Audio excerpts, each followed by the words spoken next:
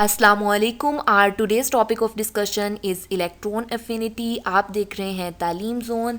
आज की वीडियो में हम ये जानेंगे कि इलेक्ट्रॉन एफिनिटी को किस तरह से डिफ़ाइन किया जा सकता है, उसके अलावा वो तमाम फैक्टर्स जो कि इलेक्ट्रॉन एफिनिटी को अफेक्ट करते हैं, और ऑफ कोर्स इसके पीरियोडिक ट्रेंड्स को भी हम थॉरोली डिस्कस करेंगे।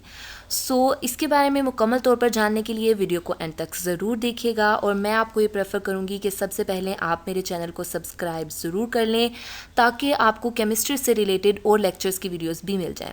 उसके अलावा अगर आपको वीडियो पसंद आए तो वीडियो पे लाइक और कमेंट करना मत भूलिएगा। शुरू करते हैं हम अपना आज का टॉपिक, जो कि है इलेक्ट्रॉन एफिनिटी। बिस्मिल्लाह रहमानिर्रहीम। सबसे पहले, जैसे कि मैं हमेशा कहती हूँ कि आपको टर्म को तोड़ना आना चाहिए। यहाँ पर इलेक्ट्रॉन एफिनिटी ये बेसिकली दो लफ्ज़ों का मजमुआ है। इलेक्ट्रॉन एफिनिटी, ठीक है। एफिनिटी का मतलब होता है अट्रैक्शन, अट्रैक्शन मतलब कशिश। हम ये कह सकते हैं कि इलेक्ट्रॉन एफिनिटी बेसिकली एक ऐसा फिनोमिना है जिसमें हम किसी भी एटम के न्यूक्लियस की एक्स्ट्रा इलेक्ट्रॉन्स के लिए अट्रैक्शन को स्टडी करते हैं। मैं दोबारा से बता देती हूँ, इलेक्ट्रॉन एफिनिटी एक ऐसा फिनोमिना है जिसमें हम किसी भी एटम के न्यूक्लियस की एक्स्ट्रा इलेक्ट्रॉन्स के लिए अट्रैक्शन को स्टडी करते हैं। इसी के साथ हम उस अमाउंट ऑफ एनर्जी को भी स्टडी करते हैं जो कि इस सारे प्रोसेस के दौरान या तो रिलीज़ होती है या फिर हमें ऐड करवाना पड़ती है। आई होप कि अब आपको टर्म को तोड़ना और उसके मीनिंग को समझना आ गया होगा, और इसकी मदद से आप किस तरह से मुख्तलिफ टर्म्स को, जैसे मैंने आपको आयनाइजेशन एनर्जी भी समझाया था, आपको समझ आ गई होगी कि इलेक्ट्रॉन एफिनिटी में हम क्या देखने वाले हैं। इसको मज़ीद बेहतर अंदाज में समझने के लिए हम इसकी डेफिनेशन को देख लेते हैं, जो कि आपकी बुक पर भी लिखी होगी। That is amount of energy evolved. Evolved का मतलब होता है रिलीज़ होना, और ऑब्जर्व्ड मतलब हमने जो एनर्जीज को देनी है, ठीक है। When an electron is added, जब भी कोई इलेक्ट्रॉन ऐड होता है to partially filled orbital of an isolated atom. Partially का मतलब होता है half filled orbital of an isolated atom. Isolated का मतलब होता है लोनली, अकेला, ठीक है। To form a negative ion, यानी कि वो अमाउंट ऑफ एनर्जी जो कि या तो रिलीज़ होगी, इवोल्व होगी, या फिर ऑब्जर्व होगी जब भी किसी इलेक्ट्रॉन को किसी आइसोलेटेड एटम के हाफ फिल्ड ऑर्बिटल के अंदर हम ऐड करवाएंगे, ताकि वो जो आइसोलेटेड एटम है वो कन्वर्ट हो जाए इनटू आ नेगेटिव आयन, ठीक है। आई होप कि आपको इसकी डेफिनेशन की समझ आ गई होगी। हम ये कह सकते हैं कि इलेक्ट्रॉन एफिनिटी बेसिकली मेजर है of attraction of the nucleus of an atom for extra electrons. जैसे कि अभी मैंने आपको बताया कि एफिनिटी का मतलब होता है अट्रैक्शन। इलेक्ट्रॉन एफिनिटी बेसिकली ये अट्रैक्शन है किसी भी एटम के न्यूक्लियस की फॉर एक्स्ट्रा इलेक्ट्रॉन्स, ठीक है। इसको समझने के लिए हम एक एग्जांपल ले लेते हैं। यहाँ पर क्लोरीन जो कि गैसियस स्टेट के अंदर मौजूद है अपनी, और ये एक आइसोलेटेड एटम है, ठीक है, यानी लोनली है, अकेला है, इसके किसी भी दूसरे एटम के साथ कोई बॉन्डिंग मौजूद नहीं है, ठीक है। फिलहाल ये अकेला है, आइसोलेटेड है। अब क्या होगा कि ये एक इलेक्ट्रॉन जो है वो ऐड करेगा अपने अंदर, कन्वर्ट हो जाएगा into chlorine negative, chloride ion के अंदर, ठीक है। यहाँ पे अब जो ये प्रोसेस हुआ है जिसके अंदर क्लोरीन ने अट्रैक्ट किया इनकमिंग इलेक्ट्रॉन को और कन्वर्ट हो गया नेगेटिव आयन के अंदर, इसके दौरान जो एनर्जी आ रही है, जो एनर्जी रिलीज हो रही है, दैट इज़ -349 किलो जूल पर मोल। अब हमें कैसे पता चला कि ये एनर्जी रिलीज हो रही है? क्योंकि आप देख सकते हैं कि यहाँ पे जो एनर्जी मेंशन की हुई है ये नेगेटिव साइन से मेंशन की हुई है। नेगेटिव का मतलब होता है कि एनर्जी रिलीज हो रही है। अगर यहाँ पर पॉजिटिव चार्ज लगाया होता तो उसका मतलब होना था कि एनर्जी एब्जॉर्ब हो रही है। आई होप कि आपको इसकी समझ आ गई होगी। इसको मज़ीद हम इस तरह से समझ सकते हैं कि जैसे आप सोडियम और क्लोरीन को देखते हैं, तो सोडियम जब भी इलेक्ट्रॉन लूज़ करता है उसके ऊपर पॉजिटिव चार्ज आ जाएगा। अब वो जो इलेक्ट्रॉन उसने लूज़ कर दिया, अगर क्लोरीन उस इलेक्ट्रॉन को पिक कर ले, ठीक है, अट्रैक्ट कर ले अपनी तरफ, तो ये कौन सा फिनोमिना हो जाएगा? दैट इज़ इलेक्ट्रॉन अफिनिटी का फिनोमिना, और इसके अंदर फिर वो कन्वर्ट हो जाएगा क्लोराइड आयन के अंदर, या हम कह सकते हैं नेगेटिव आयन के अंदर, और इस प्रोसेस के दौरान एनर्जी जो रिलीज़ होगी दैट इज़ -349 किलो जूल पर मोल। आई होप कि आपको इसकी समझ हैं वो तमाम फैक्टर्स जो कि अफेक्ट करते हैं इलेक्ट्रॉन अफिनिटी को। बेसिकली आयनाइजेशन एनर्जी और इलेक्ट्रॉन अफिनिटी आपस में बहुत ज़्यादा रिजेंबल करते हैं, ये दोनों फिनोमिना। अगर आपने आयनाइजेशन एनर्जी की वीडियो नहीं देखी तो वो भी आप सर्च करेंगे आयनाइजेशन एनर्जी बाय तालीम जोन, तो आपको वो वीडियो भी मिल जाएगी, ठीक है। सो उसमें हमने जो फैक्टर्स डिस्कस किए थे बेसिकली वही तमाम फैक्टर्स हैं जो कि इलेक्ट्रॉन अफिनिटी को भी अफेक्ट करते हैं। सो ये आपस में तकरीबन सेम है, बहुत ज़्यादा तो नहीं लेकिन रिजेंबलेंस है इन दोनों फिनोमिनास की। सो जो सबसे पहला फैक्टर है that is magnitude of nuclear charge and second one is atomic radius. Atomic radius क्या होता है? बेसिकली ये डिस्टेंस है आउटर मोस्ट इलेक्ट्रॉन का फ्रॉम द न्यूक्लियस। जो सबसे बाहर इलेक्ट्रॉन मौजूद होता है उसका अपने न्यूक्लियस के साथ जो डिस्टेंस है उस डिस्टेंस को एटॉमिक रेडियस कहते हैं, ठीक है। या आप आउटर मोस्ट शेल की डिस्टेंस को भी कह सकते हैं, ठीक है। देन हमारे पास है शील्डिंग इफेक्ट। अब शील्डिंग इफेक्ट क्या होता है? बेसिकली ये अंडरलेइंग शेल्स की वजह से होता है। हम इनको thoroughly one by one discuss करते हैं। मैग्नीट्यूड ऑफ न्यूक्लियर चार्ज किस तरह से अफेक्ट करता है इलेक्ट्रॉन अफिनिटी को। होता क्या है बेसिकली कि जो न्यूक्लियर चार्ज है जितना ज़्यादा होगा, न्यूक्लियर चार्ज मतलब जो कि न्यूक्लियस पे चार्ज है यानी नंबर ऑफ प्रोटॉन्स, जितने नंबर ऑफ प्रोटॉन्स होते हैं बाहर शेल्स के अंदर उतने ही नंबर ऑफ इलेक्ट्रॉन्स भी मौजूद होते हैं। सो जो न्यूक्लियर चार्ज है वो जितना ज़्यादा होगा हम ये कह सकते हैं कि उतनी ही इलेक्ट्रॉन अफिनिटी जो है वो भी ज़्यादा होगी। देन अगर सेकेंड वाले फैक्टर की बात की जाए एटॉमिक रेडियस, तो एटॉमिक रेडियस हम ये जानते हैं कि जितना ज़्यादा होगा यानी इलेक्ट्रॉन का अपने जो है न्यूक्लियस से डिस्टेंस जितना ज़्यादा होगा उतना ही हमारे पास जो है किसी और इलेक्ट्रॉन को, किसी एक्स्ट्रा इलेक्ट्रॉन को उसके अंदर ऐड कराना मुश्किल होगा। ये जब हम इसके पीरियोडिक टेबल में ट्रेंड्स करेंगे तो आपको इसकी मज़ीद समझ आ जाएगी कि बेसिकली मैं कहना क्या चाह रही हूँ। देन शील्डिंग इफेक्ट की अगर बात की जाए, शील्डिंग का मतलब होता है ढाल बन जाना, ठीक है। अब ये इफेक्ट होता है बेसिकली अंडरलिंग शेल्स का, जो कि इनर वाले शेल्स होते हैं, ठीक है।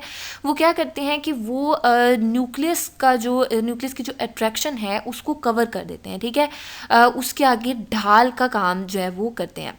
उसकी वजह से न्यूक्लियस का अपने आउटर मोस्ट इलेक्ट्रॉन्स के ऊपर होल्ड कम हो जाता है। आउटर मोस्ट इलेक्ट्रॉन्स के ऊपर होल्ड कम होगा तो ऑब्वियस बात है कि वो उसके पास इतनी एनर्जी नहीं होगी कि, या आप कह सकते हैं कि इतनी पावर नहीं होगी उसके पास कि वो किसी एक्स्ट्रा इलेक्ट्रॉन को ले। भाई अपने ही इलेक्ट्रॉन्स पे कंट्रोल नहीं है उसका, तो वो बाहर के एक्स्ट्रा इलेक्ट्रॉन पे क्या होल्ड करेगा या उसको क्या अट्रैक्ट करेगा। सो शील्डिंग इफेक्ट भी क्या करता है, इलेक्ट्रॉन एफिनिटी जो है उस पर बहुत ज़्यादा असरअंदाज होता है। सो इनको हम देखते हैं ट्रेंड्स इन पीरियोडिक टेबल। जब हम ये करेंगे तो आपको फैक्टर्स की मज़ीद अच्छी तरह से समझ आ जाएगी। अगर पीरियड्स में बात की जाए तो इलेक्ट्रॉन एफिनिटी जो है उसकी बात की जाए तो एटॉमिक रेडियस हम जानते हैं कि डिक्रीज़ होता है पीरियड्स में from left to right. Atomic radius क्योंकि डिक्रीज़ हो जाता है, यही वजह है कि इलेक्ट्रॉन एफिनिटी वहाँ पे इंक्रीज़ करेगी। अब देखें एटॉमिक रेडियस क्यों डिक्रीज़ होता है पीरियड्स में, जब भी हम लेफ़्ट टू राइट मूव करते हैं उसकी वजह है न्यूक्लियर चार्ज। अब जैसे जैसे लेफ़्ट टू राइट मूव करते हैं इलेक्ट्रॉन्स जो हैं वो वन बाय वन ऐड होते हैं, और इलेक्ट्रॉन ऐड हो रहे हैं तो that means number of protons भी न्यूक्लियस के अंदर इंक्रीज़ हो रहे होंगे, न्यूक्लियर चार्ज इंक्रीज़ कर रहा होगा। तो जैसे जैसे न्यूक्लियर चार्ज इंक्रीज़ करता जाएगा वो अपने बाहर के इलेक्ट्रॉन्स पे होल्ड ज़्यादा रखेगा तो उन्हें अपनी तरफ ज़्यादा खींच के रखेगा, ठीक है। दैट मीन्स कि जो साइज़ होगा एटम का वो डिक्रीज़ हो जाएगा, कम हो जाएगा न्यूक्लियर चार्ज के बढ़ने की वजह से। डिक्रीज़ कर गया तो दैट मीन्स कि जो इलेक्ट्रॉन एफिनिटी है वो इंक्रीज़ कर जाएगी। सो हम ये कह सकते हैं from left to right in the periodic table atomic radii decreases and electron affinity increases, ठीक है। अब उसका अपने बाहर वाले आउटरमोस्ट शेल के ऊपर भी होल्ड ज़्यादा है, दैट मीन्स कि वो इतनी सलाहियत रखता है कि वो किसी एक्स्ट्रा इलेक्ट्रॉन को भी अपनी तरफ अट्रैक्ट कर ले। अब यहाँ पर ऑफ कोर्स जो हम यहाँ पे जो डिस्कस कर रहे हैं कि left to right electron affinity increase करती है, दैट मीन्स कि जो पीरियोडिक टेबल के एक्सट्रीम लेफ़्ट पे हैं दैट आर अल्कली मेटल्स, इनकी जो इलेक्ट्रॉन अफिनिटी होगी वो सबसे कम होगी, लोएस्ट होगी। एंड एक्सट्रीम राइट पे अगर बात करें तो हेलोजन्स आते हैं, हेलोजन्स की electron affinity that means highest होगी, ठीक है। उसके अलावा नोबल गैसेस तो क्योंकि स्टेबल होती हैं तो उनको हम यहाँ पे नहीं डिस्कस कर रहे। सो आई होप कि आपको पीरियोडिक टेबल में इस अमंग पीरियड जो है इसकी ट्रेंड की समझ आ गई होगी।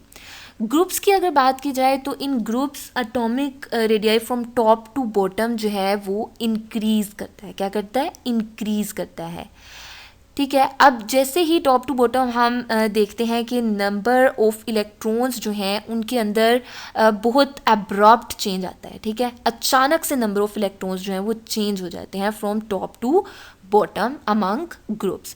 क्योंकि नंबर ऑफ इलेक्ट्रॉन्स में एब्रप्ट चेंज आता है, यही वजह है कि नंबर ऑफ शेल्स इंक्रीज कर जाते हैं। नंबर ऑफ शेल्स इंक्रीज करेंगे तो जो एटॉमिक रेडियाई है वो भी बढ़ जाएगा।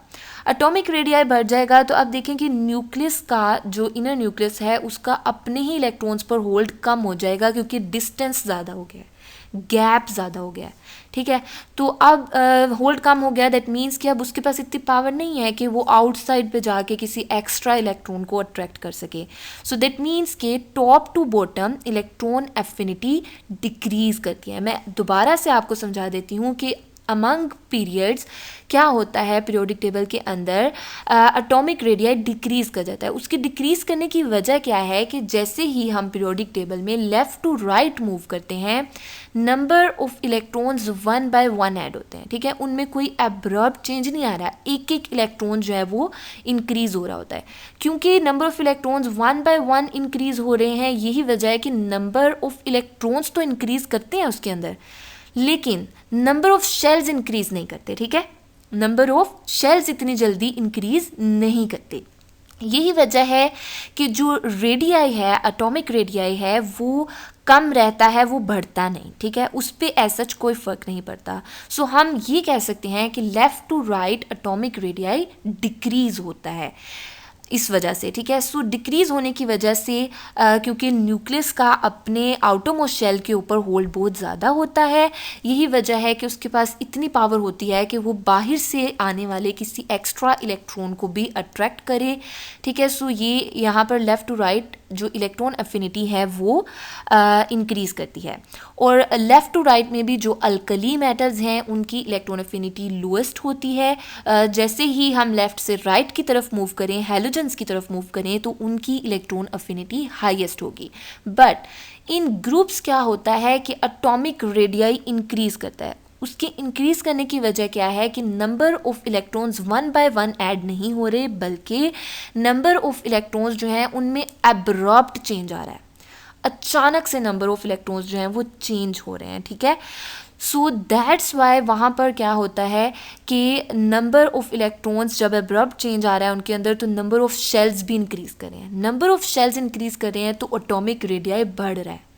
एटॉमिक रेडियाई बढ़ रहा है तो न्यूक्लियस का अपने आउटर मोस्ट इलेक्ट्रॉन से डिस्टेंस जो है वो बहुत ज़्यादा है, उसकी वजह से उनके दरमियान अट्रैक्शन जो है वो कम हो गई है। अब अट्रैक्शन कम हुई तो दैट मीन्स कि अब उसको अपने ही इलेक्ट्रॉन्स पे होल्ड नहीं है, ठीक है। अपने ही घर पे उसको कंट्रोल नहीं है, ठीक है। तो वो बाहर से जाके किसी इलेक्ट्रॉन को कैसे अट्रैक्ट कर सकता है, ठीक है। ये है ना सोचने की बात। सो दैट मीन्स कि top to bottom electron affinity decrease करती है। उसके अलावा यहाँ पे एक जो सेकेंड फैक्टर आता है अमंग ग्रुप, वो शील्डिंग इफेक्ट भी आ जाता है। जैसे मैंने कहा कि जो इनर इलेक्ट्रॉन्स हैं जो कि न्यूक्लियस के करीब वाले शेल्स हैं वो ढाल बन जाते हैं, ठीक है। शील्डिंग इफेक्ट शो कराते हैं, शील्ड बन जाते हैं, और वो न्यूक्लियस का बाहर वाले इलेक्ट्रॉन्स पे होल्ड कम कर देते हैं उस शील्डिंग इफेक्ट की वजह से, ठीक है। सो आई होप कि आपको यहाँ तक जो कॉन्सेप्ट मैंने दिया है इसकी समझ आ गई होगी। यही कॉन्सेप्ट मैंने आयनाइजेशन एनर्जी वाले टॉपिक में भी दिया था, क्योंकि उसके पीरियोडिक ट्रेंड्स और इसके पीरियोडिक ट्रेंड्स जो हैं इलेक्ट्रॉन अफिनिटी के, वो बहुत ज़्यादा रिजेंबल करते हैं, ठीक है। So normal behaviour of electron अफिनिटीज़।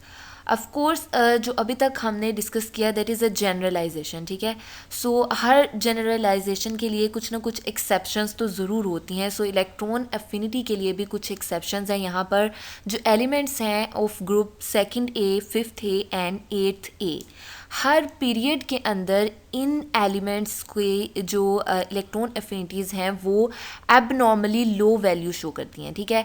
उसकी वजह क्या है कि क्योंकि इनकी जो इलेक्ट्रॉनिक कन्फिग्रेशन के पैटर्न्स हैं वो थोड़े डिफरेंट हैं बाकी एलिमेंट्स की निस्बत, ठीक है। यहाँ पे जो एलिमेंट्स हैं इन ग्रुप्स के, सॉरी इन ग्रुप्स के जो एलिमेंट्स हैं अमंग पीरियड्स में हम बात कर रहे हैं, इनकी जो इलेक्ट्रॉनिक कन्फिग्रेशन है वो रिलेटिवली स्टेबल होती है। क्योंकि स्टेबल होती है सो यही वजह है कि ये एक्स्ट्रा इलेक्ट्रॉन्स के लिए जो अट्रैक्शन है वो बहुत कम रखते हैं।